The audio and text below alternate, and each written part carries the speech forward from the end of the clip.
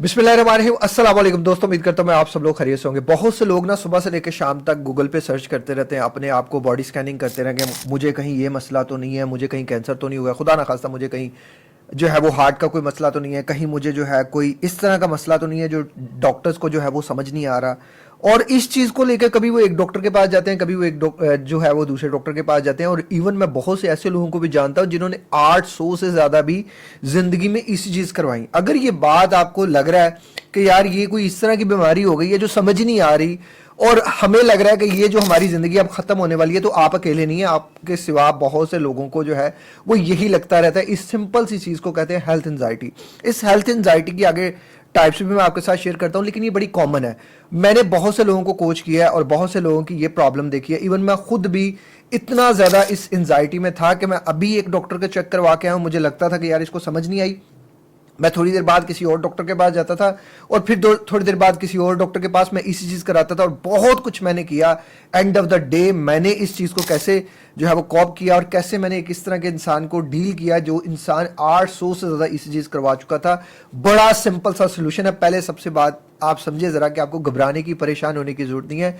मैं कामरान शरीफ, मैं वो इंसान हूँ जो 8 साल ज़िंदगी के डिप्रेशन और एंजाइटी में स्वेयर किस्म के, जिसने 4 बार सुसाइडल अटैम्प्ट्स किए, मैंने वो वक्त देखा है, मैंने वो ज़िंदगी में वो वक्त गुजार कर आया हूँ। बहुत सी दवाइयाँ खाई, बहुत कुछ किया, लेकिन कुछ भी नहीं हुआ। एंड ऑफ द डे मैंने सारी चीज़ें खुद से मैनेज की। 3.5 साल ज़िंदगी के मैंने इस चीज़ों को दिए। फिर मैं एक professional life coach, mind trainer, motivational speaker और एलएलपी मास्टर प्रैक्टिशनर बना। मैंने बहुत ज़्यादा इन चीज़ों के ऊपर रिसर्च की, वक्त लगाया, पैसा लगाया, एनर्जी लगाई और आज मैं वो सारी चीज़ें आपको फ्री ऑफ कॉस्ट देना चाहता हूँ। अगर आपको ये वीडियो वैल्यूएबल लगती हैं तो इनको लाइक कर दीजिएगा, चैनल को सब्सक्राइब कर दीजिएगा, ताकि यूट्यूब या कोई भी सोशल मीडिया प्लेटफॉर्म पे, ये जिस जगह पे भी हैं, इसको मैक्सिमम स्प्रेड मिले, इसे मैक्सिमम जो है वो उन लोगों तक पहुंचाया जा सके जिन लोगों को इसकी ज़रूरत है। तो क्या आप मेरा इस नेक काम में साथ देंगे? Very good, very nice. सबसे पहले आप अंडरस्टैंड करें कि हेल्थ एंजाइटी की जो नंबर वन टाइप है ना, वो होती है कि केयर सीकिंग हेल्थ एंजाइटी। इसमें बंदा क्या करता है? इसमें बंदे का ख्याल होता है कि उसका जो है ना वो इस तरह का प्रॉब्लम है कि जो किसी डॉक्टर को समझ नहीं आ रहा, उसका कोई इस तरह की प्रॉब्लम होगी है जो किसी टेस्ट में क्लियर नहीं आ रही। तो वो इस चीज़ को लेके बार बार डॉक्टर्स बदलेगा, जो कि मुझे भी थी, जो कि बार बार जो है वो टेस्ट करवाएगा डिफरेंट तरह के। इस चीज़ को लेके वो गूगल सर्चिंग करेगा, वो बहुत ज़्यादा गूगल सर्च करेगा, वो बहुत ज़्यादा यूट्यूब पे वीडियोस देखेगा। इवन वो जिस वीडियो को देखेगा, जिस चीज़ को वो सर्च करेगा, और मोस्ट ऑफ द टाइम उस चीज़ को अपने आप के साथ रिलेट करने की कोशिश करेगा। मतलब अगर किसी इंसान ने कैंसर के बारे में सर्च किया तो वो कैंसर से रिलेट करने की शुरू कर देगा, हार्ट के बारे में रिसर्च किया तो वो हार्ट से रिलेट अपने आप को करना शुरू कर देगा। अब साइंस इस चीज़ के बारे में कहती है कि जब वो ये रिसर्च करता है, वो उस रिसर्च को अपने आप के साथ लिंक कर लेता है, तो उसे बड़ा शॉर्ट टर्म के लिए ना ये रिलीफ मिलता है कि हाँ हाँ ठीक है, मैं ठीक हूँ। लेकिन फिर थोड़ी देर बाद वो यही काम करने शुरू हो जाता है। फिर दूसरी टाइप आती है केयर अवॉइडेंट। ये केयर अवॉइडेंट उस तरह की हेल्थ एंजाइटी होती है कि इसमें जो बंदा है ना वो डॉक्टर के पास जाने से डरता है।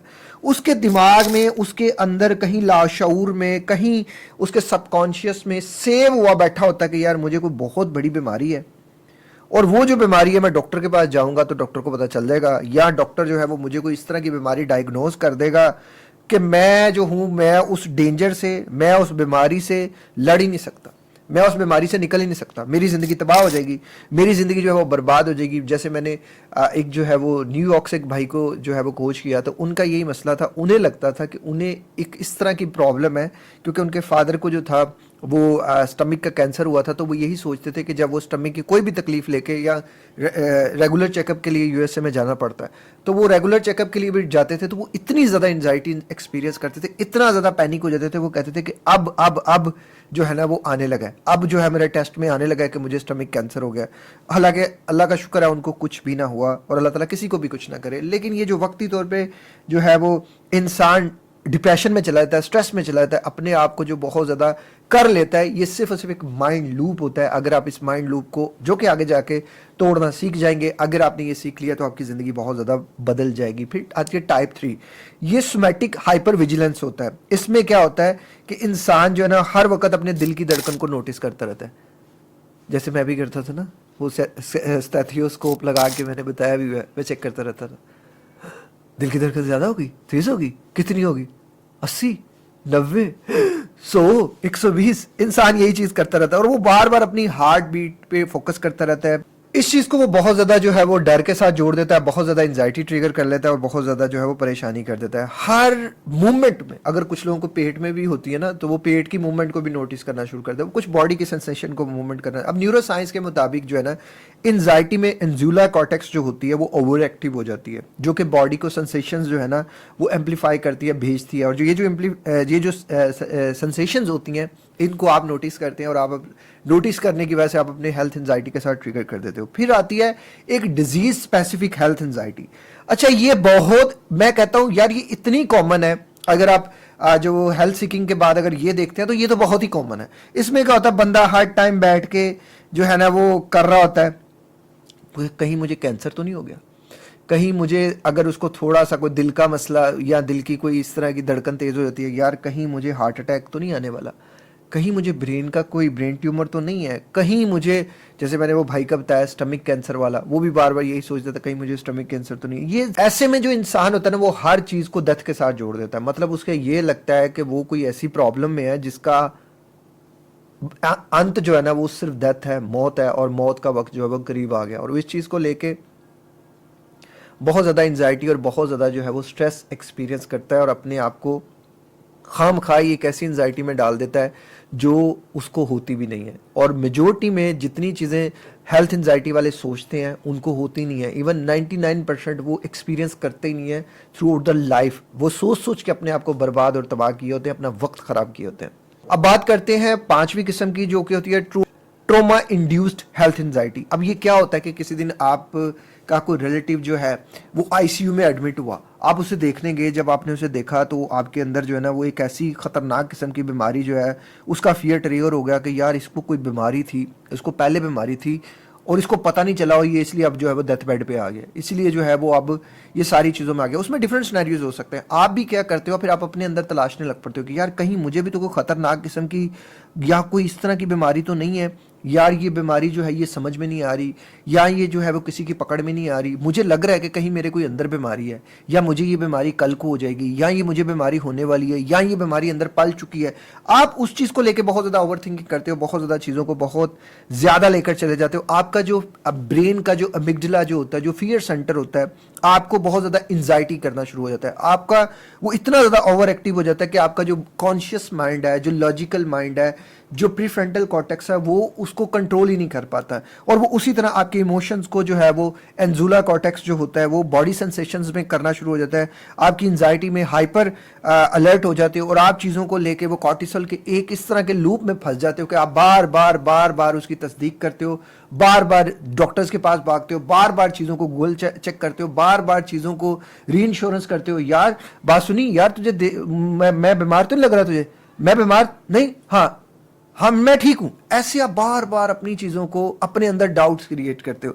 अब मैं आपको कुछ स्ट्रेटजीज बताता हूं, अगर आपने इन स्ट्रेटजीज पे काम कर लिया, ये आपके लिए कोई मसला नहीं है। खुदा रहा किसी चीज को भी आप इतना ज्यादा दिमाग पे सवार ना करें। यार मैंने करके देखा है, कुछ भी नहीं होता, आपके बाल गिर जाते हैं, आपकी स्किन खराब हो जाती है, आपकी सारी चीजें खराब हो जाती है, नींद खराब हो जाती है, डाइट खराब, पेट खराब, आपका गट ब्रेन एक्सेस है, यार ये ठीक तो ये ठीक, ये ठीक तो ये ठीक, हर चीज डिस्टर्ब हो जाती है परेशान होने से। और मेरे जितना को परेशान हो ही नहीं सकता था जितना परेशान मैंने हुआ जिंदगी में। क्या कर लिया, कुछ भी नहीं कर सका।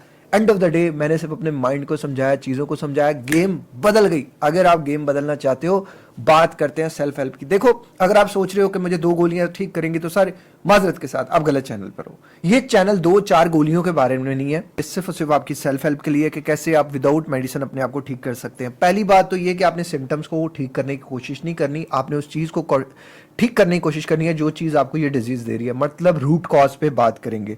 सबसे पहली चीज ये मैं हमेशा कहता हूं, जो बंदा भी कोच अफोर्ड नहीं कर सकता वो जर्नलिंग की हैबिट डाल ले।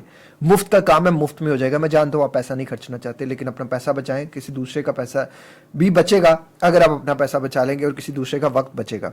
सबसे पहली चीज आपने ये करनी है कि आपने थोड़ी सी राइटिंग करना शुरू कर देनी है। अगर आपको कोई ख्याल आ रहा है, आप उसको थोड़ा लॉजिकल होकर लिखें, थोड़ा उसको लॉजिकल होकर आंसर करने की कोशिश करें। कि अगर ये आपको लग रहा है कि मुझे हार्ट अटैक आने वाला है, तो फिर आप अपने आप से पूछें कि क्या मेरे पास एविडेंस है, क्या मेरे पास लॉजिक है कि मुझे हार्ट अटैक आने वाला है, या कोई खुदा ना खास्ता मेरी कोई प्रीवियस हिस्ट्री है या कुछ इस तरह की चीज़ है जिसकी बेस पे मैं ये कर रहा हूँ। फिर उसके बाद आप अपने रिस्पॉन्स को चेंज करें। जैसे आपको कोई ख्याल आता है और आप फौरन गूगल सर्च करना शुरू कर देते हो, नहीं, आप रिस्पॉन्स को पहले स्टेप पे डिले करें। अभी आपको ख्याल आया, आपको अच्छा मैं 5 मिनट बाद चेक करूंगा, फिर उसे 10 मिनट करें, फिर उसे 15 मिनट करें, 20 मिनट करें, 30 मिनट करें। उस रिस्पॉन्स डिले को बढ़ाते रहें। खुदारा हर किसी के पास बैठ के री इंश्योरेंस लेना बंद कर दें, यार मैं बीमार हूं, ये बंद कर दें। ये चीज आपको और ज्यादा एंजाइटी देती है। और बार बार ये अपने आप से कहना कि मुझे कोई बहुत बड़ी बीमारी है, इट्स सेल्फ ये आपकी नेगेटिव अफर्मेशंस को ट्रिगर करती है। नेगेटिव अफर्मेशंस बहुत सी चीजें करती हैं। आपने अंडरस्टैंड करना है कि ये जो मुझे एंजाइटी हो रही है, ये जो मुझे थॉट्स आ रहे हैं, ये मेरे अंदर एक फॉल्स अलार्म की वजह से हो रहा है, मेरे अंदर एक फॉल्स कमांड की वजह से हो रहा है। मुझे उस फॉल्स कमांड को ठीक करना है, और ये सब मेरी एंजाइटी की वजह से हो रहा है। मैं ये जो कुछ भी सोच रहा हूं या जो कुछ भी ख्याल आ रहे हैं, ये एंजाइटी है। जितनी एंजाइटी को आप पीक पर लेकर जाएंगे, वो जितनी पीक पर जाएगी उतनी नेचुरली नीचे आएगी। मतलब अगर आप उन इमोशंस को होल्ड नहीं करेंगे, उन इमोशंस को रोकेंगे नहीं, आने देंगे। बहुत से लोग डरते हैं कि यार मुझे ये ख्याल क्यों आ रहा है कि मुझे कैंसर हो रहा है, तो वो ख्याल उनको और ज्यादा आता है। मतलब अपने ख्याल को रोके नहीं। जब मैंने एक इंसान को कोच किया जिसने 800 से ज्यादा ईसीजीज कराई थी, मैं आपको बताता हूं कि उसको वो 800 से ज्यादा उसमें क्या क्या गलतियां की वो आप समझिए। एक तो वो चाय बहुत ज्यादा पीता था, कॉफी बहुत ज्यादा पीता था, वो फास्ट फूड बहुत ज्यादा खाता था। उसको मैंने ये चीजें उसकी बंद कराई। फिर मैंने उसे long breathing, deep breathing, NLP techniques simple, आंखें बंद करके ये सोचना है कि सब ठीक है, सब बेहतर है।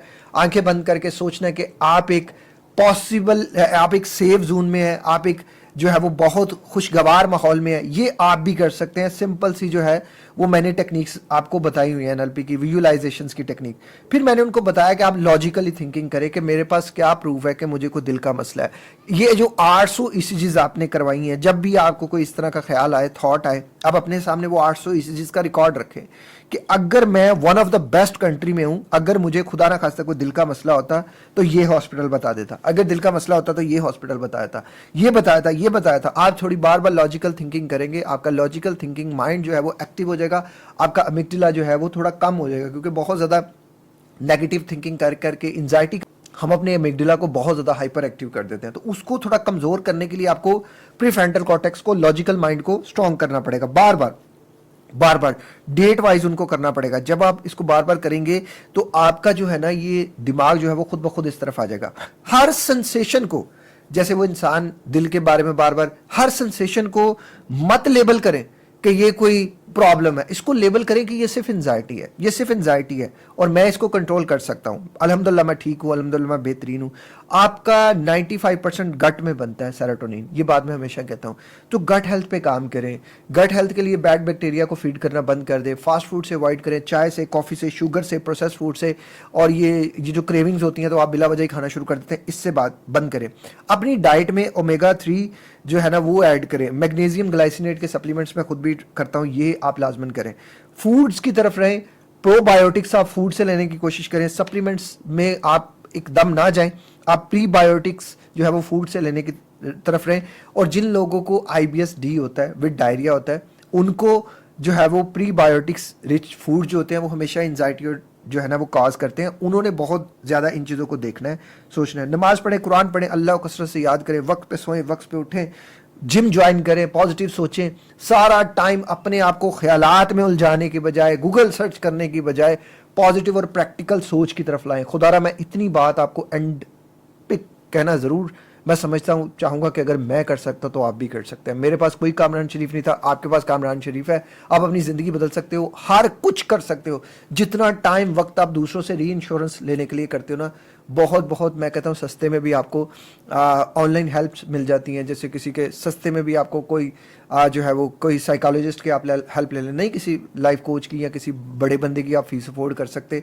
उनकी अपनी मजबूरियाँ होती हैं। आप छोटे किसी भी बिगनर से ले लें जो साथ स्टूडेंट भी है, और वो आपको थोड़ी सी, अगर री इंश्योरेंस ही चाहिए, आपने दोस्त को भी तो 5-10 हज़ार का ट्रीट दे के ही उससे री इंश्योरेंस लेनी है ना, तो आप किसी प्रोफेशनल से री इंश्योरेंस ले लें, वो ज़्यादा बेस्ट है। लेकिन कोशिश आप यही करें कि सबसे पहले अपने कोच, अपने माइंड ट्रेनर खुद बने, अपनी ज़िंदगी को बदले, ताकि बहुत सी चीज़ें बदल जाए। आई होप सो कि ये वीडियो आपकी बहुत ज़्यादा हेल्प करेगी। अगर ये आपको लगे तो चैनल को सब्सक्राइब कर लीजिएगा, इसे दूसरों तक ज़रूर शेयर कर दीजिएगा। अपना ख्याल रखिएगा। अल्लाह हाफिज़।